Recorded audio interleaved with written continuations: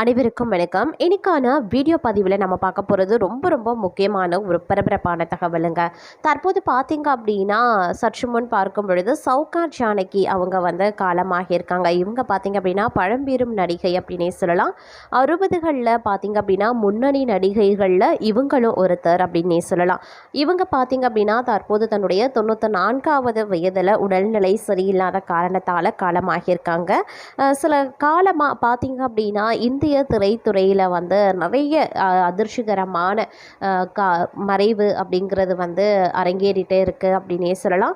அந்த வகையில் பார்க்கும் பொழுது கடந்த சில மாதங்களாக பார்த்தோம் அப்படின்னா பாரதி ராஜா, பாக்யராஜ் அவர்கள், பாடகி ஜானகி அம்மா போன்றோர் காலமாக இருந்தாங்க. அவர்களை தொடர்ந்து பார்த்தீங்க அப்படின்னா இப்போது பழம்பெரும் நடிகையான சௌகார் ஜானகி அவங்க காலமாக இருக்கிறது பார்த்தீங்க அப்படின்னா ஒரு மிகப்பெரிய அளவில் இந்திய திரைத்துறையில் ஒரு மிகுந்த சோகத்தையே ஏற்படுத்தி இருக்கிறது அப்படின்னே சொல்லலாம்.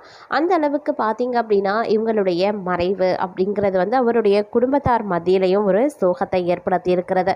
தற்போது பார்த்தீங்க அப்படின்னா அவங்களுடைய கடைசியாக பார்க்கும் பொழுது அவங்க மருத்துவமனையில் அனுமதிக்கப்பட்டிருந்த ஒரு சிசிடிவி காட்சி தற்போது வெளியாகி இருக்கிறது. இது தொடர்பாக பார்த்திங்க அப்படின்னா நாம் சில விஷயங்களை இன்றைக்கி வீடியோவில் தெரிஞ்சுக்கப்புறம் இந்த பதிவு உங்களுக்கு மிக பயனுள்ள விகிதத்தில் இருக்கும். வீடியோவை ஸ்கிப் பண்ணாமல் கடைசி வரைக்கும் பாருங்கள்.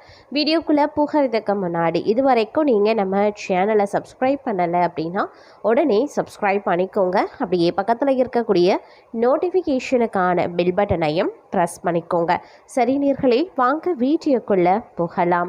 தமிழ் திரை உலகத்தில் சகாப்தமாக திகழ்ந்த பழம்பெரும் நடிகை சௌகார் ஜானகி தன்னுடைய 94வது வயதில் வயது மூப்பு மற்றும் உடல் நல குறைவு காரணமாக சென்னையில் காலமாகியிருந்தாங்க. 1950 சௌகார் திரைப்படத்தின் மூலமாக கதாநாயகியாக அறிமுகமாகி தன்னுடைய இயல்பான நடிப்பால் அந்த படத்தின் பெயரையே அடைமொழியாக பெற்றவங்க. தமிழ், தெலுங்கு, கன்னடம் அப்படின்னு 400க்கும் மேற்பட்ட திரைப்படங்களில் நடித்த ரசிகர்களின் மனங்களை கொள்ளை கொண்டவங்க அப்படின்னு சொல்லலாம். எம்ஜிஆர், சிவாஜி கணேசன் உள்ளிட்ட முன்னணி நடிகர்களுடன் இணைந்து பல மறக்க முடியாத காவிய படங்களில் நடித்த இவங்க நகைச்சுவை, குணச்சித்திரம், சோகம் அப்படின்னு அனைத்து தளங்கள்லையும் தன்னுடைய முத்திரையை பதிச்சிருந்தாங்க. கலைத்துறைக்கு அவர் ஆற்றிய இணையற்ற சேவையை பாராட்டி மத்திய அரசு அவருக்கு பத்மஸ்ரீ விருது வழங்கி கௌரவித்தது. அவரது மறைவு தென்னிந்திய திரைத்துறைக்கு ஈடு செய்ய முடியாத அளவுக்கு ஒரு மிகப்பெரிய இழப்பாகவே பார்க்கப்படுகிறது அப்படின்னே சொல்லலாம்.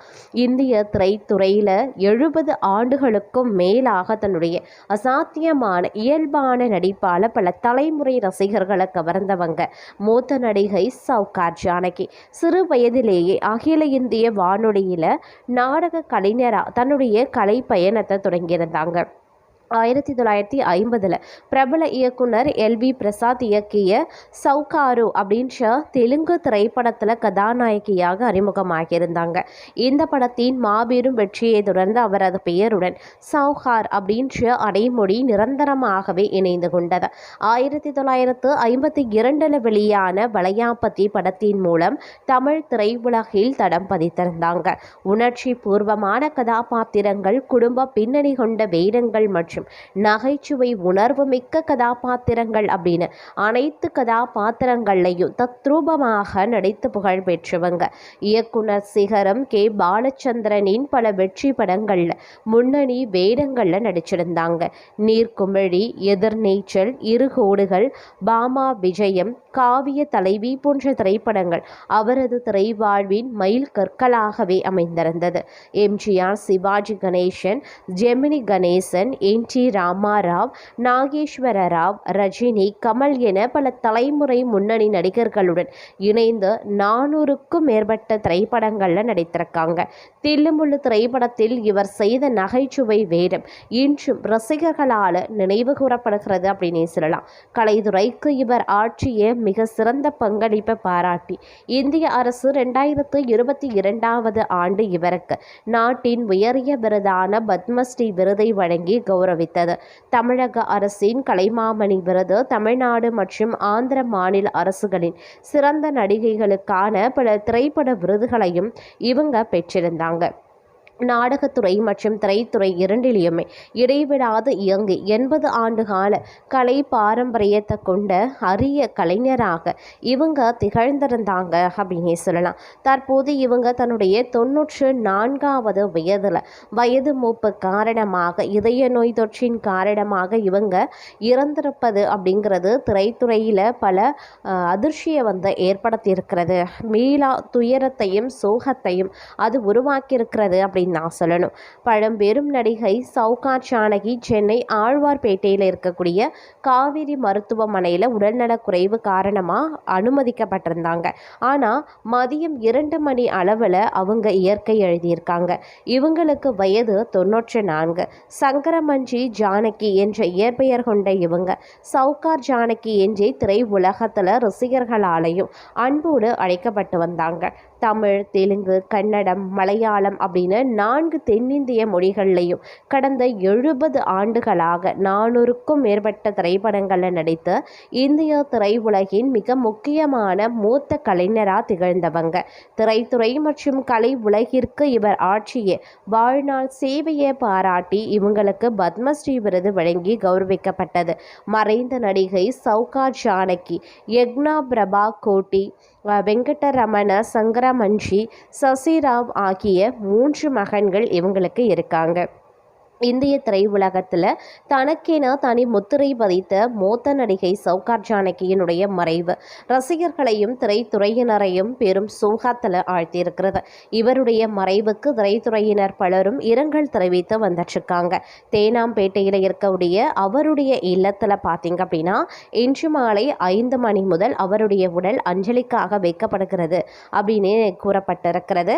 அது மட்டும் இல்லாமல் தற்போது சௌகார் ஜானகி அவங்களுடைய உடல் மருத்துவமனையில் இருந்து கொண்டு வரதுக்கு பிறகு அவருடைய இல்லத்தில் பார்த்திங்க அப்படின்னா பொதுமக்களுடைய அஞ்சலிக்காகவும் திரைத்துறையினருடைய அஞ்சலிக்காகவும் வைக்கப்படுகிறது அப்படின்னு குடும்பத்தார் மூலமாக சொல்லப்பட்டிருக்கிறது அப்படின்னே சொல்லலாம்.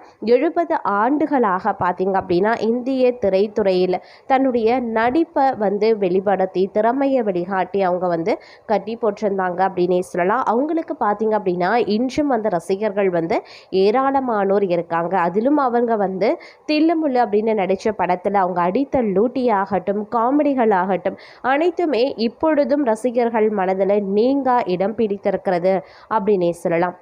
அந்த அளவுக்கு அவங்களுடைய நடிப்பு அப்படிங்கிறது ரசிகர்கள் மத்தியில் ஒரு மிகப்பெரிய வரவேற்பையே பெற்றிருந்தது.